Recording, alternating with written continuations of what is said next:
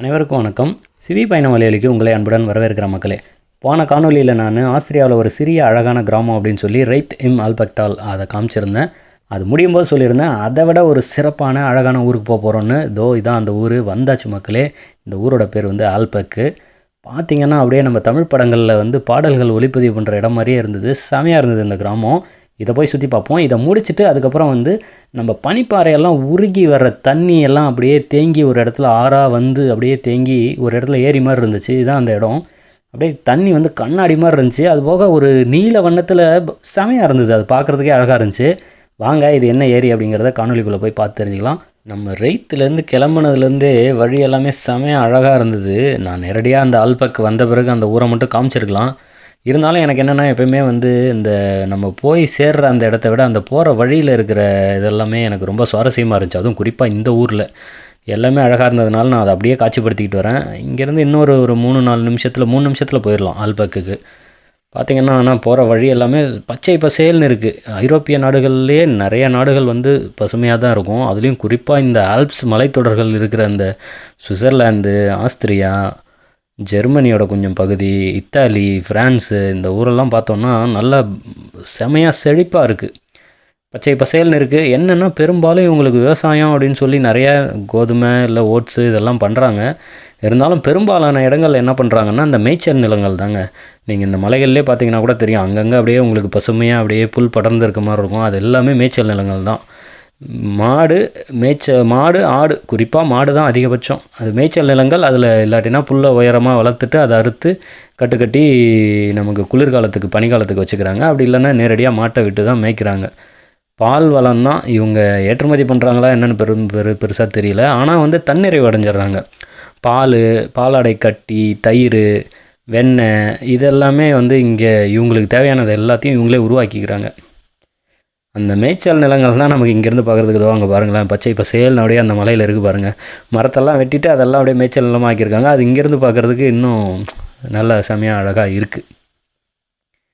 இன்னொன்று என்னென்னா, இங்கே இருக்கிற கிராமங்கள் பார்த்திங்கன்னா நிறைய வீடுகள் இந்த மாதிரி மரத்தாலான வீடுகள் தான் இருக்கும். அங்கங்கே அப்படியே இந்த கீழே ஒரு என்ன சொல்கிறது, முதல் தளம் மட்டும் இந்த கற்களை வச்சோ இல்லாட்டினா சுதை மண்ணை வச்சோ எழுப்பிடுறாங்க.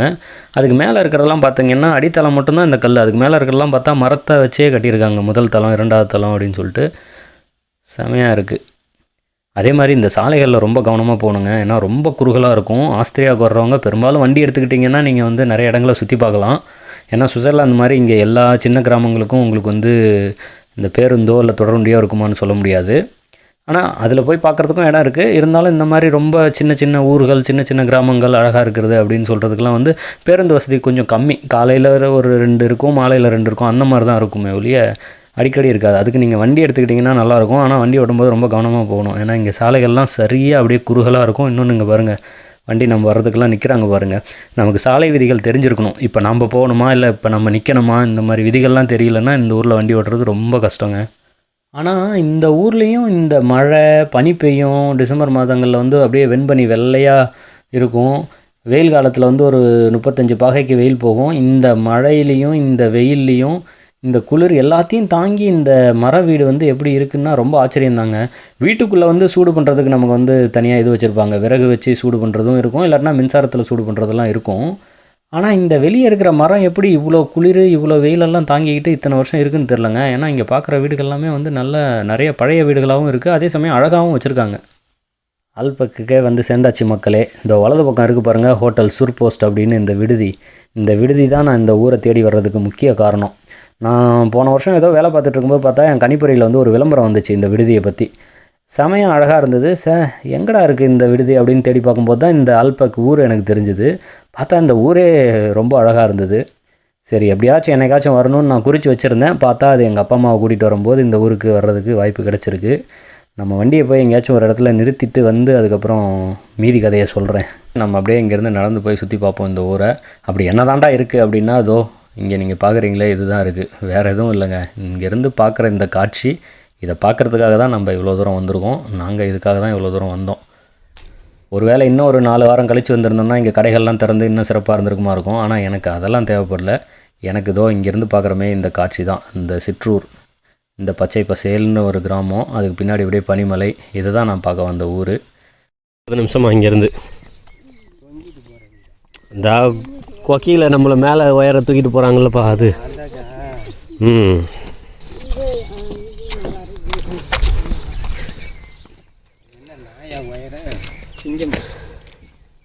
சிங்கமா புலியா நாயா தெரியலையே. இங்கே தூரமாக இருக்குது. இங்கேயும் ஒரு வித்தியாசம் இல்லை. இங்கே அதுக்கிட்டே வீடு இருக்குதாட்டுருக்குது. இந்தாண்ட மின்னண்ட மலை இது, அந்தாண்ட மலை அது வேற. ஆமாம், அது நிலப்பரப்பாக தெரியுது. இந்தாண்ட மலை அந்த இதுலேயே பனிலேயே சேர்ந்த மாதிரி தெரியுது பாரு, நிலப்பரப்பா முன்னாடி. அது 2 மலை ஒன்றா சேர்ந்து தெரியுது நம்மளுக்கு பார்க்கறதுக்கு. அந்த மலையிலே இருக்கிற மாதிரி தெரியுது. ஏன்டா இந்த ஊரை காட்டுறதுக்காடா இவ்வளோ நேரம் இவ்வளோ பேச்சு பேசுனேன் அப்படின்னு உங்களுக்கு தோணிருக்கலாம். ஆனால் எனக்கு இந்த ஊரை பார்க்கும்போது ரொம்ப அழகாகவும் நிம்மதியாகவும் நிறைவாகவும் இருந்துச்சு. சரி, எனக்கு மட்டும்தான் இந்த மாதிரி தோணுதா அப்படின்னு தேடி பார்த்தேன். 1993 ஐரோப்பிய கண்டத்தில் மொத்தத்துக்குமே வந்து மிகவும் அழகான ஊரில் இந்த ஊரை தான் தேர்ந்தெடுத்திருக்காங்க. மிகவும் அழகான பூக்கள் நிறைந்த சிற்றூர் அப்படின்னு சொல்லி இந்த ஊரை எடுத்திருக்காங்க. ஆனால் எங்கடா பூவே காணோம் அப்படின்னு சொல்லி இங்கே இருக்கவங்கள்ட்ட கேட்டேன். அவங்கெல்லாம் கூப்பிட்டு எனக்கு இந்த படத்தை காமிச்சாங்க. இந்த மாதிரி இன்னும் ஒரு மாதம் கழித்து வந்தீங்கன்னா இந்த மாதிரி தான் தம்பி இருக்கும். ஆனால் அது ஒரு மாத காலத்துக்கு தான் இந்த மாதிரி இந்த ஊர் இவ்வளோ அழகாக இருக்கும். மீதி நாட்களில் வந்தீங்கன்னா கொஞ்சம் சாதாரணமாக தான் உங்களுக்கு தெரியும் அப்படின்னாங்க. ஆனால் எனக்கு இப்படி இந்த பூக்கள் இல்லாமல் பார்க்குறதுக்கே எனக்கு ரொம்ப அழகாக இருக்குங்க அப்படின்னு சொன்னேன். சொல்லிவிட்டு அங்கேருந்து கிளம்பிட்டோம். நம்ம அடுத்த ஊருக்கு போயிட்டுருக்கோம் மக்களே. இங்கேருந்து இந்த மலையை விட்டு அப்படியே கீழே இறங்கினோம்னா ஒரு 50 கிலோமீட்டர்லேயே வந்து நமக்கு வந்து ஒரு அருமையான ஒரு ஏரி இருக்குது. ஆச்சன்சி அப்படின்னு சொல்கிறாங்க. நான் அதை சரியாக இந்த மொழியில் சொல்கிறேன்னு தெரில. கீழே நான் எழுதுகிறேன் பார்த்துக்கோங்க. இந்த ஏரி பார்த்திங்கன்னா பனிமலையெல்லாம் உருகி வந்து தேங்குகிற தண்ணின்றதுனால வேறு மாதிரி இருக்குது. வாங்க போய் பார்ப்போம். வந்தாச்சு மக்களே, வண்டியை ஒரு ஓரமாக போட்டாச்சு. வண்டியை நிறுத்துறதுக்கு தான் எங்கே பார்த்தாலும் காசு பயங்கரமாக கேட்டாங்க. ஆனால் பரவாயில்ல, இந்த இடத்துக்கு நம்ம வந்து கொடுக்கலாம் தகும். இங்கே பார்த்திங்கன்னா நான் சுவிட்சர்லாந்தில் கூட இந்த மாதிரி ஏரியா பார்க்கலங்க. அப்படியே தண்ணி வந்து கண்ணாடி மாதிரி இருக்குது. அந்த தண்ணியோட வண்ணம் பார்த்திங்கன்னா நல்ல ஒரு மாதிரி பசுமை நிறைந்த நீல நிறம் மாதிரி இருந்துச்சு. அது எப்படி சொல்கிறதுன்னு எனக்கு தெரியலை. டர்க்வைஸ் அப்படின்னு ஆங்கிலத்தில் சொல்லுவாங்க. அந்த மாதிரி இருந்துச்சு. இதுக்கு குறிப்பாக காரணம் என்னென்னா, அதோ இங்கே சுற்றி இருக்கிற மலையோட உச்சியில் இருக்கிற அந்த பனி பாறைகள்லாம் உருகி வர்றதுனால அந்த தண்ணியோட வண்ணம் இந்த மாதிரி இருக்குது. ஆனால் செமையாக இருக்குங்க, வேற மாதிரி இருக்குது.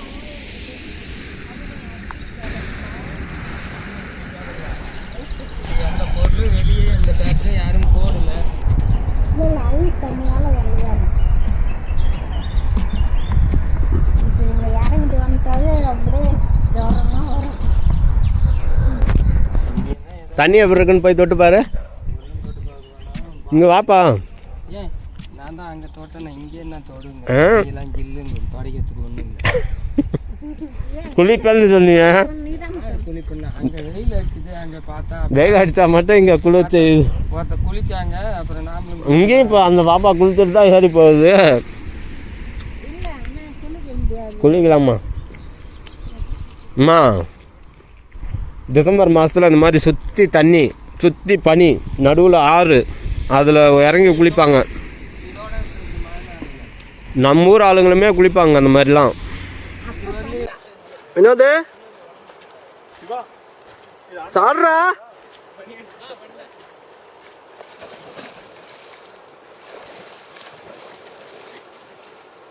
ஏய் கையாடுறா.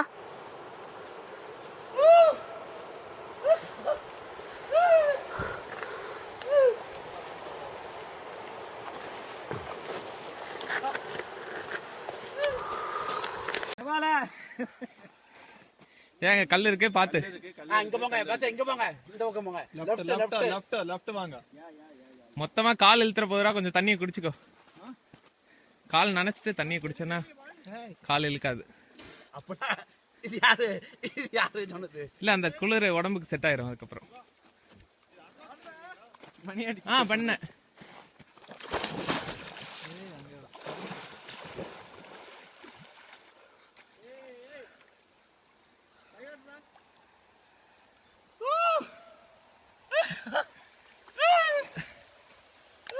இதெல்லாம் வார்ம் கிடையாது, இது ஃப்ளோட்டிங் வாட்டர் தான்.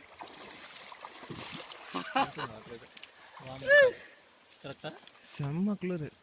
ஃப்ளோட்டிங் வாட்டர் தான், அதுக்கு தான் கீழே வார்ம் கிடையாது. நார்மல் ஸ்டேபிள் வாட்டர் வந்து stable water inside it will be warm. Stable water வார்மா இருக்கும். இது ரொம்ப குளிர். காலை கீழே தட்டிங்க, ஐஸ் இருக்கு. அவர் காலில் தட்டி விடு கீழே.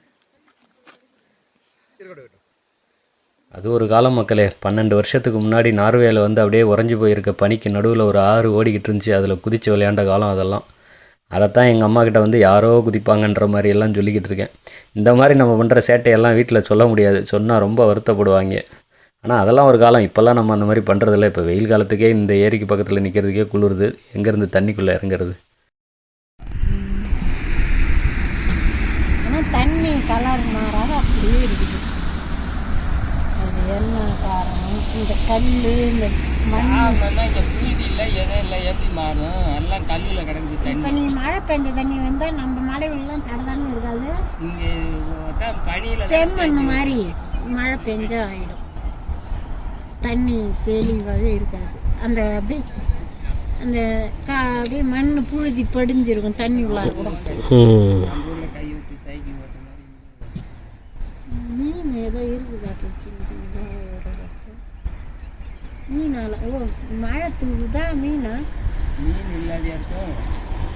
இந்த குளிர் எது மீன் தான்.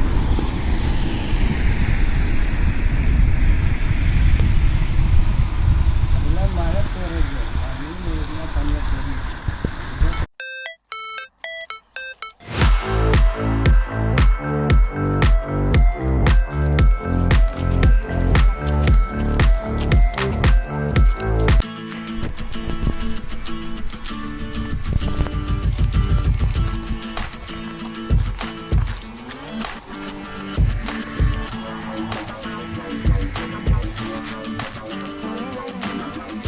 குளிருது அப்படிங்கிற போதெல்லாம் நீங்கள் வந்து உள்ளே உட்காந்துக்கலாம். உள்ளே உட்காந்து கதவை மூடிட்டா இங்கே சூடாக இருக்கும்.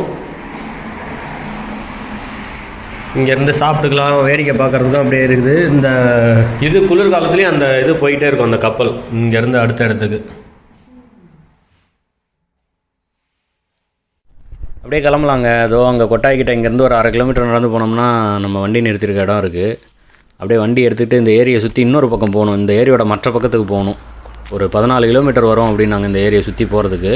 போனோன்னா அந்த பக்கம் நமக்கு வந்து நிறைய விளையாடுறதுக்கெலாம் ஏதோ வச்சுருக்காங்க அப்படின்னாங்க. போய் அதை என்னென்னு பார்த்துட்டு அதுக்கப்புறம் அங்கேருந்து நம்ம ஜெர்மனிக்கும் அந்த பக்கம் தான் போகணும். அதனால் போய் அதையும் பார்த்துட்டு அப்படியே கிளம்பலாம் வாங்க. விளையாடுற இடம் இருக்கும்னாங்க. இங்கே வந்து பார்த்தா பள்ளிக்கூடத்து பசங்களுக்கு வந்து தீயணைப்பு பயிற்சி கொடுத்துட்ருக்காங்க. என்னென்னு கேட்டேன். இந்த மாதிரி வந்து ஆஸ்திரியாவில் வந்து எல்லா ஆண்களும் 18 வயது ஆகும்போது 6 மாத காலம் வந்து கட்டாய இராணுவ பயிற்சி எடுத்துக்கணும். அப்படி இல்லைனா 9 மாத காலங்கள் வந்து இந்த மாதிரி பொதுப்பணித்துறையில் வந்து பயிற்சி எடுத்துக்கணுமா.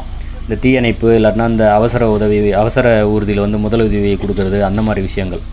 அதுக்கு மேலே அந்த 9 மாதங்களுக்கு மேலே அவங்க இதை தொடர்ந்து பண்ணணும்லாம் இல்லை. ஆனால் நிறைய பேர் வந்து தொடர்ந்து வந்து அதை வந்து பகுதி நேரமாக வேறு எந்த வேலை செஞ்சாலும் அப்பப்போ வந்து அதில் வந்து இந்த சனி ஞாயிறுகளில் வந்து செஞ்சு கொடுத்துட்டு போயிட்டுருக்காங்கன்னு கேள்விப்பட்டேன். ஆனால் செம இல்லை, பரவாயில்லைங்க.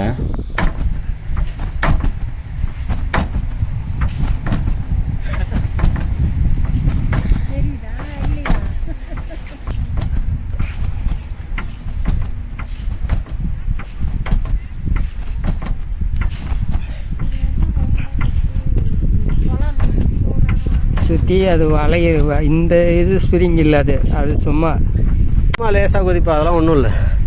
அவ்வளோதான். காலத்துக்கு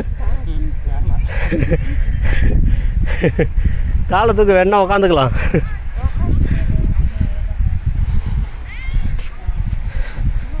அவ்வளோதான்.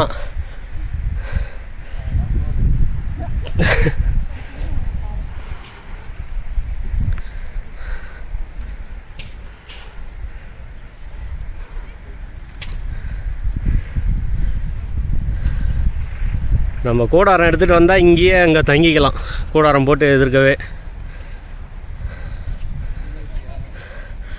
இன்னும் ஒரு மாதம் போனால் வெயில் கொஞ்சம் நிறையா இருக்கும் தான்.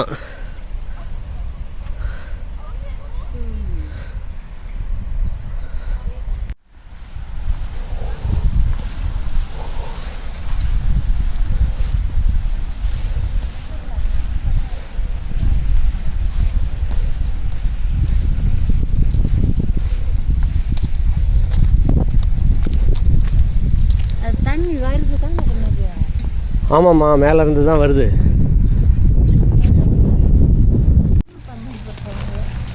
ஆமாம், அதே மாதிரி. ஆமாம், எல்லாமே வேணான்னு வைக்கிறது எல்லாமே மறுசுழற்சியாக ஏதாச்சும் பண்ணுறது. இந்த குழந்தைங்களுக்கெல்லாம் இந்த தண்ணியில் விளையாடுறது பாரு, எப்பயும் தண்ணியில் கை வைக்கணுன்றானே. இங்கே கொண்டாந்து விட்ருவாங்க. அவங்க பாட்டுக்கு அதில் கையை வச்சுக்கிட்டு விளையாடிட்டு இருக்க வேண்டியது தான். குழந்தைங்களுக்குமே இந்த இடம் வந்து ரொம்ப விருப்பமாக இருக்கும். தண்ணியில் வச்சு விளையாண்டுக்கிட்டு இருக்கிறதுலேருந்து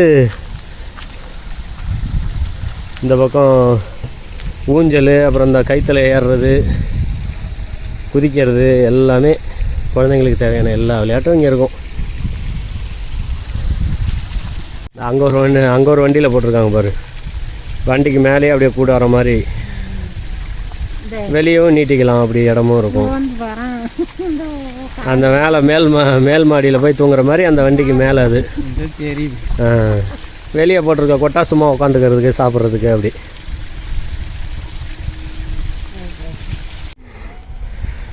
அப்பா தூக்குனா அப்பா பக்கம் மட்டும் வேகமாக போகும்.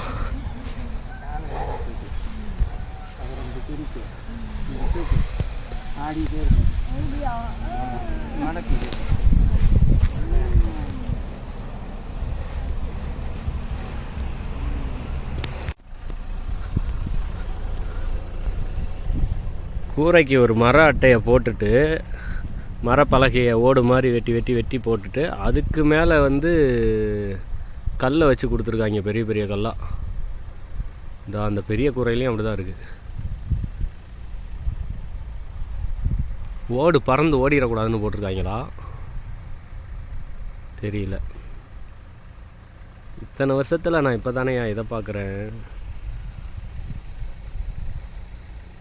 ஆஸ்திரியாவுக்கு வந்த நண்பர்கள் இல்லை ஆஸ்திரியாவில் இருக்க நண்பர்கள் தெரிஞ்சவங்க யாருன்னா சொல்லுங்கள், எதுக்கு இந்த மாதிரி போட்டிருக்காங்க, இதுக்கு முன்னாடி நீங்கள் இந்த மாதிரி பார்த்துருக்கீங்களான்னு சொல்லுங்கள், உதவியாக இருக்கும்.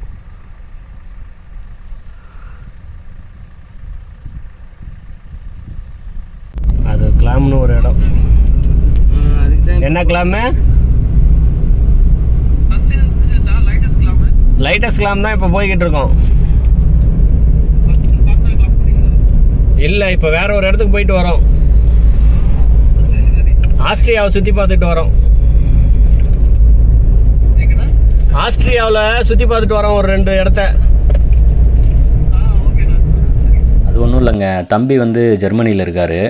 ஆஸ்திரியாவிலேருந்து ஜெர்மனி வரும்போது ஜெர்மனி எல்லையில் வந்து 2 ஊர் வந்து ரொம்ப அழகாக இருக்கும், அந்த இடத்தெல்லாம் போய் பார்த்துட்டு வாங்கன்னு தம்பி சொல்லியிருந்தாப்புல. அதை பற்றி விசாரிக்கிறதுக்கு தான் அழைச்சி பேசிகிட்டு இருக்காரு.